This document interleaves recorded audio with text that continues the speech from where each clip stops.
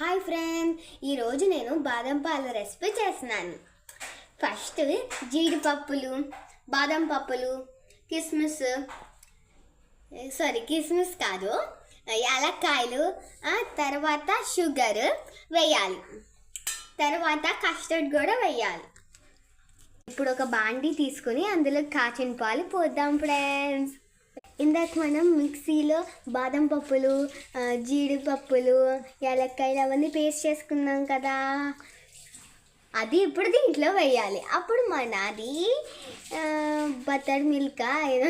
Friends, ఇప్పుడు colour కోసం కొంచెం పసుపు వేసుకుందాం. ఇప్పుడు కొంచెం బాగా అడుగు అంటుకోకుండా కొంచెం కలుపుతూ ఉండండి ఫ్రెండ్స్. ఇప్పుడు మనం దగ్గరికి వచ్చేదాకా తిప్పుకుందాం ఇలా. అందుకని మరీ చిక్కగా అయిపోకూడదు, కొంచెం లిక్విడ్ లాగా ఉండాలి. మన టేస్టీ బాదం మిల్క్ రెడీ. ఇప్పుడు మా తమ్ముడు టేస్ట్ చూసి చెప్తాడు ఫ్రెండ్స్ ఎలా ఉందో. చాలా బాగుంది ఫ్రెండ్స్. ఇప్పుడు మీకు ఏమన్నా మాది రెసిపీ తిన్నాక మీకు ఏమైనా అవుతే మాకు మంచి సంబంధం లేదు, మా వేరే పోలీస్ కేసు పెట్టదే. Thank you.